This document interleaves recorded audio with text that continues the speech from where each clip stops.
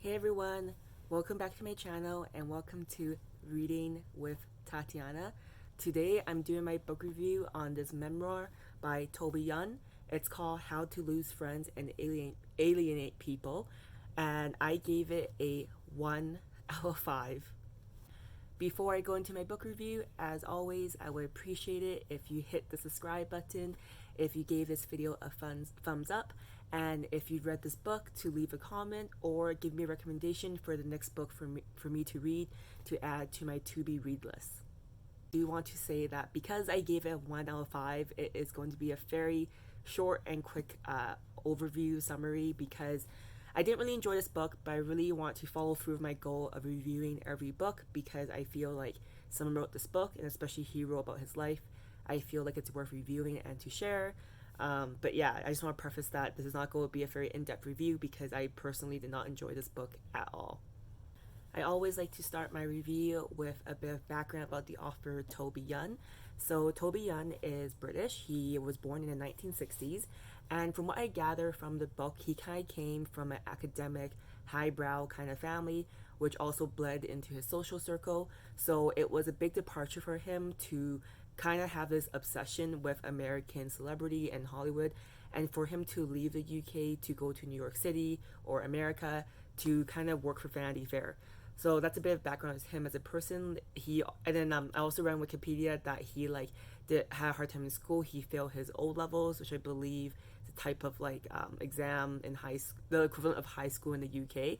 So he always is kind of like this. It seemed like a delinquent or mischievous person who wasn't maybe didn't identify with the society that he was born into, which I thought was kind of interesting. After this memoir, where he captured his experience writing for Vanity Fair in New York, he actually went back to the UK and he proceeded to write for newspapers and magazines such as The Sun on Sunday, Daily Mail, The Daily Telegraph, and The Spectator. So these are kind of seen as like gossip, or I would say almost even smutty or social commentary magazines. So I thought that was interesting as well. I feel like I read a lot about Toby Yun on the internet, and there seems to be a lot of controversy surrounding around him. There seems to be, at one point, he had like 55,000 tweets, but now since then it's been deleted down to 8,000. He's known to spread some misinformation around COVID, and also he has some homophobic or even misogynist views on women. I didn't read too much into these controversies, but it's all on his Wikipedia page. So I thought that was interesting, and also it kind of made sense to me after reading his memoir and seeing his reaction to certain things when he was in New York City working for Vanity Fair. And I have to say, I didn't like him as a person in his book, so I'm not surprised by all these controversies around his life. One good thing about him, though, or I think it's good, is that he is the founder of free schools in London, which sound great to me because who wouldn't like a free school? But then I was thinking maybe there's a caveat to what a free school is. So I kind of looked into it, and it just seems that it is a state-funded school that I guess teaches differently from what the usual public school teaches. So it sounds like maybe it's a good thing because it promotes a different line of thought, but maybe there's controversy around it, or maybe it's not widespread accepted because I guess people aren't comfortable when people kind of go against the norm. So yeah, I thought that was interesting that he was the founder of free schools in London, and currently the school called West London Free School has about 600 pupils. So yeah, I thought that was like a good thing about him. I'm not really sure where I stand about him as a person. Can't really comment on it, but it seems that he is definitely a interesting person to say the least on the internet. I do want to say though that even though he started his career as a journalist of sorts, that right now on his Wikipedia page he is first identified as a social commenter, which I thought was interesting. So I guess he's someone that just shares and posts his opinions on several topics on society. Okay, so I'm going to talk about what this memoir is about. So basically, Toby Yun, he leaves the UK, he goes to New York, he's able to get a contract working at Vanity Fair, and during this time, we can see his obsession with Hollywood, about wanting to fit in, for meeting celebrities, and really just kind of want to get into every red carpet or every celebrity party. it doesn't really share why he has this obsession, but it's just interesting to see how he tries so hard but he keeps failing, and he's very self-aware of that he's kind of like a loser. So that's kind of what the premise of the book is. And then he also has his nemesis, who is a friend, or I guess someone in his like industry, who also moved from UK but to LA instead of New York. But his nemesis, Alex, succeeds very well and ultimately becomes, like, I think a producer or writer in LA. So Toby has a lot of issues comparing to himself, to his nemesis, and all his shortcomings. And then also the book talks about like his struggle of alcoholism and just doing whatever it takes to get a story. And I feel like this book came out, I think, in the early 2000s. So I think if you're really into celebrities, he does name drop a few celebrities in his interactions. So I feel if you're really into that, it's kind of like ooh juicy, like kind of like off camera or off the record interactions. He does name most celebrities he interacts with. There are some celebrities he actually blanks out or he renames because I think he shares them in a poor light. So I think if you like that, that would be very interesting to read as well. I usually talk about the characters in the story, but as you can imagine, there are lots of characters in the story, and again, I didn't really enjoy this book, so I don't really want to go into an in-depth review. But the main character is Toby, of course. He has several love interests. He has his nemesis Alex, and he also has his boss, which I actually don't really remember the name of, but it's his boss at Vanity Fair, and it kind of talks about the turbulent relationship that him and his boss have throughout the novel or throughout his memoir. Some common themes in this book that I notice is Toby does a lot of comparison between the UK and American obsession towards celebrities. And it's interesting because even though he knows he is obsessed and it's his like flaw, he can't help but continue to be obsessed with celebrities and the limelight and the glamour of America. So it's interesting about his social commentary, I guess, about the comparisons and the differences between UK and American culture. And I think those are the few parts of the book I really enjoyed. But it's not a lot of the book. I feel like maybe in total it's like maybe 5 or 7% of the book.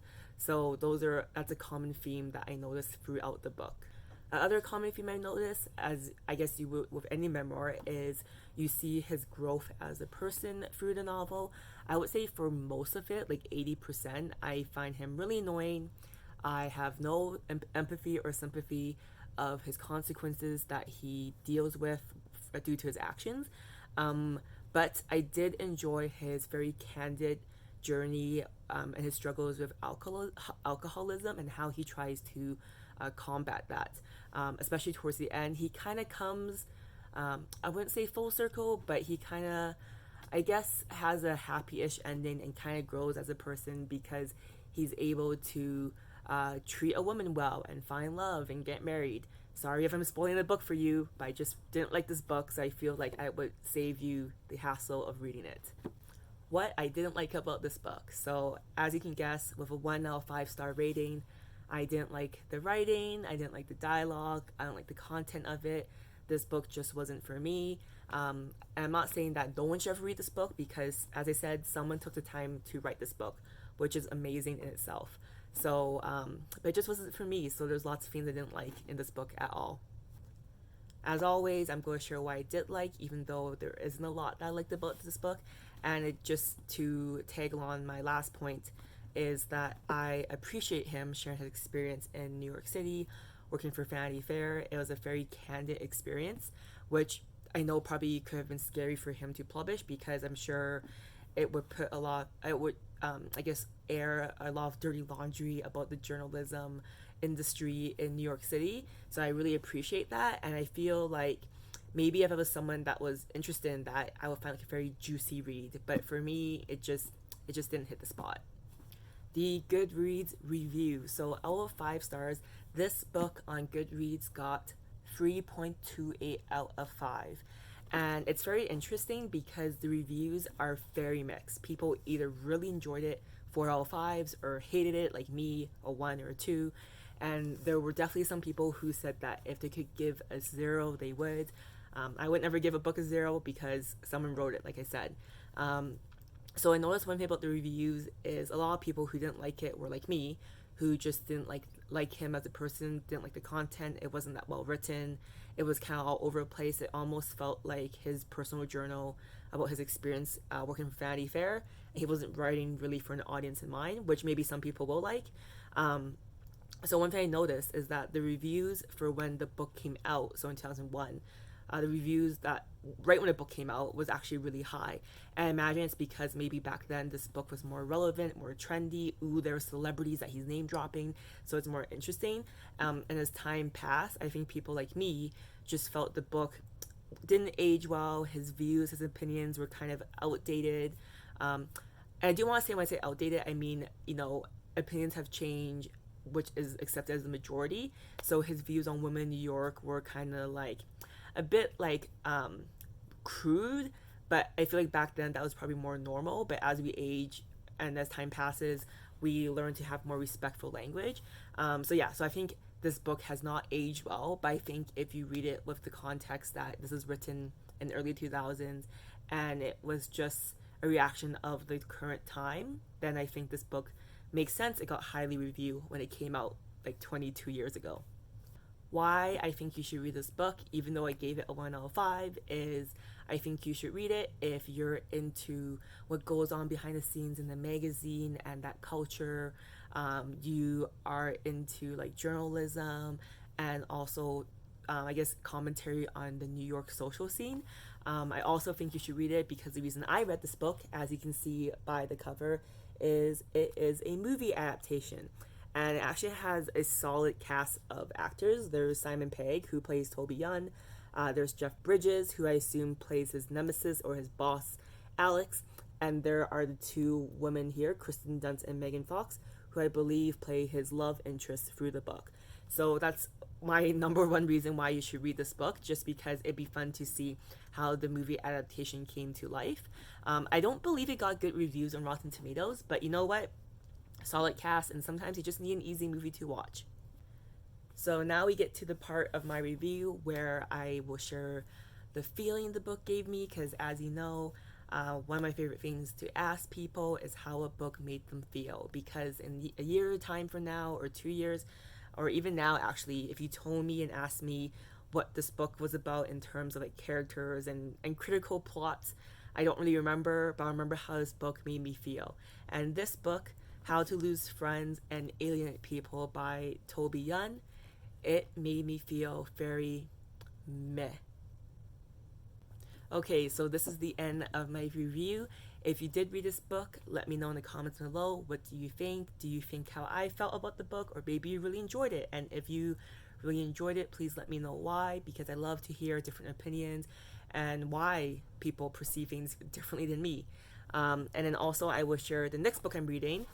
This one I hope will be a lot better because I've heard a lot of things about it.